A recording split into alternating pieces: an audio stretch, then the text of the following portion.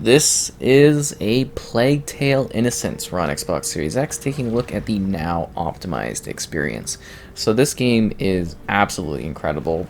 It is something that I do highly suggest playing. It is a narrative-driven adventure where Amicia here is trying to take care of her younger brother during a plague time where there's rats and maybe some other mysterious elements that I won't spoil. So what we're getting here with this optimization is a push towards a 4K resolution, which apparently is 1440p, but we do get 60 FPS, 3D audio, and some adjustments to the in-game textures and visuals. Now, apparently this has also impacted some of the grass in the world, so it might be a little sparse in some spots.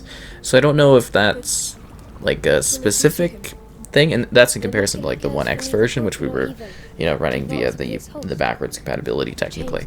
So just keep that in mind and maybe something to look out for. I don't think it's going to be too jarring, but yeah, in general, this is a nice improvement for the game to get us prepared for the follow-up, which is going to be taking place about a year from the time of this video coming out. So it's actually really exciting to be, kind of doing a next adventure at some point down the line. But this is a really, really great game. It's more of a defensive type title. So obviously playing as Amicia here, you don't necessarily have many attack-based options, if that makes sense. You are more of a defensive character. You are using the environment to your advantage. You are using stealth. You are, like, not to say she doesn't, get a little bit more aggressive and stuff, and she definitely seems to be in the trailer for the second one, but you know what I mean, like, she's not necessarily fully grown. She's got a younger brother to take care of, and you're in this very dark, moody, and desolate world where they can fit. I believe the developer told me, because I was at E3 a few times seeing this game, they said they can fit 5,000 rats on a screen at once. So, there's a lot of rats, and you're going to be seeing that in a sec here. I picked this specific spot because I like to, showcase this element of it so that you can see a certain, kind of more visual cinematic thing, and you also get an idea of the amount of depth and the grime within the environment. But having the 60 FPS here, I think is, such a nice improvement to the game in terms of the quality and the feeling of how the game runs. Like, it seems to be quite smooth, which is nice, and that's just a big advantage of having, not only a better, resolution quality, but to also have a better frame rate. I think is a really nice thing to have in this one. It just makes it feel a lot more immersive and intense, especially when you're doing some more action-based segments, if that makes sense. I think that's quite cool. But yeah, like I was saying, it's a great story. There's like some light puzzle solving too, but it's mostly about the narrative journey and adventuring through this very messed up environment. Like, I mean, it's quite a lovely one too. Oh, is there like a letter thing? Oh, fabric. Yeah, there's some light crafting stuff too. But anyways, you get to kind of see a little bit more of maturity of the character, and you also get to see the horrors of a certain element of war and the destruction that takes place, and then of course your rat friends in the mix of it all, which is kind of intense. But yeah, this is a really sort of intense experience. It's got some really interesting moments to it throughout the adventure, and I think this is something that you will find to at times be, very unsettling, and just in terms of like the material, like the creatures and the things you have to deal with along the way. Like, it's grounded in elements of being, a realistic look at this war that's going on. But then on top of that, we've got just this huge collection of really, messed up like rats and creatures, and it just looks really grotesque. But yeah, now it feels a lot better, a lot smoother to play. And it's got just like this moody sense of style to it. But then there's an element of, kind of the defensive aspect, and then using things around you to your advantage. So we've got the rats, and you've got to, kind of use the light to your advantage. You've got to be smart about things. You've got, a selection of weapons and tools that you can kind of use. I think we're actually supposed to... Oh, there we go. And you've got to use light and the environment to your advantage as you discover some items within the world. And that's where like the light kind of crafting is involved, is kind of like getting these tools, and then you can kind of improve some stuff as well as you go along the way. But you can see why I specifically like this segment, because it shows you like the disgusting rats fluttering around on the screen, but it also gives you an idea of like what the gameplay is sort of like, what it's based around, you know, the style of it. And you can see, you know, you've got these enemies here, and they've got light. So for example, you come across an enemy where, you know, they've got like this lantern thing, and it's like, oh, the rats can't do anything. Well, you got a rock, a slingshot kind of thing. So you can take your weapon and you can throw it at that enemy's light, and you can cause the rats to come and get them. So we're gonna switch over at this point to show off another part of the game, but I like to just kind of get to this part where you get a good sense of like the rats just being everywhere. The next one looks like the swarms are even bigger, and it's a next gen only title, the next one, so I'm really intrigued to see how they elevate the experience further, because I think that's really exciting what they were doing here. Like, just look at all the rats! I know that's just like a small part of the game, but it's pretty cool, right? Like, it's just so many things going off, and they're so creepy and unsettling. It's delightful. And they're like, why are you just standing here? It's like, we're just taking it in. Just taking it in, guys. I should also mention that the game does feature far quicker loading than it ever did before. It's like basically instant just to get back into the game. But this is a bit of a later chapter in the story. Again, I'm trying not to keep anything, like I'm trying to keep it spoiled or free to a degree so that you can kind of come in here fresh. But these are just like segments and slice of life scenarios so that you can get an idea of how things look and how they run. So this is a bit of an adventure through the woods, and you're going to see a slightly more, I guess you can say, civilization-based area. I was thinking of showing off their house, but I don't really want to potentially spoil something by doing so. But their house is a very cool segment. Like, there's literally parts where you're, you know, walking through towns and cities and stuff. Like, you get an array of, like, not only countryside, but also, you know, city-based locations, which are really great.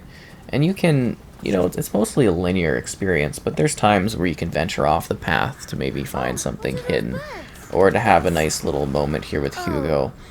And it just really excites me to see the next chapter of this story in the future with Requiem, because I really am looking forward to seeing, again, the aging and the maturity of this character here. Like, she's really a great protagonist.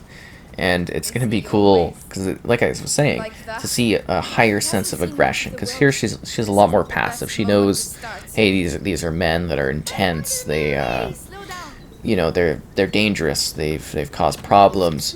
What do we do? You know, you got to be smart about it. And then I think in the next one, it's a lot more of like unleashing the character, if that makes sense.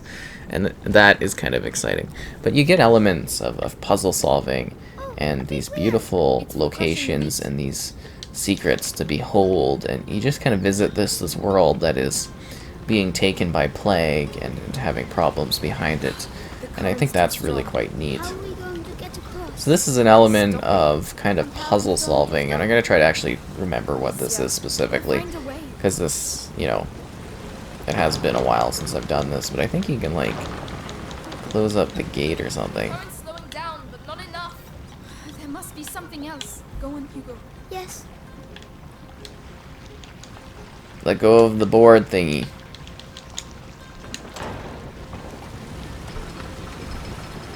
So you also get to guide the kid to a degree as well, and use Hugo to your advantage within the environment.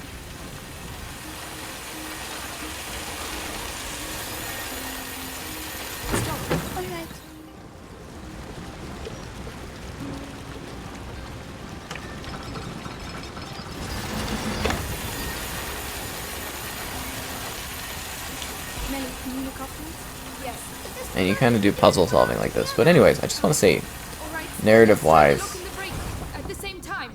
this is a really great story. It's a great adventure. I don't know if I can actually get off of this or not.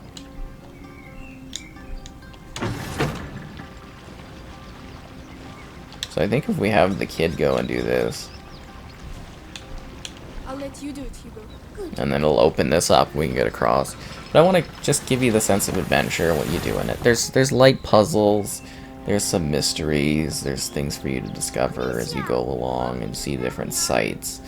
And it's like really gruesome, but it's cool as you work together as, you know, kind of not only you and Hugo, but there are other things for you to come across, other mysteries and, you know, other characters.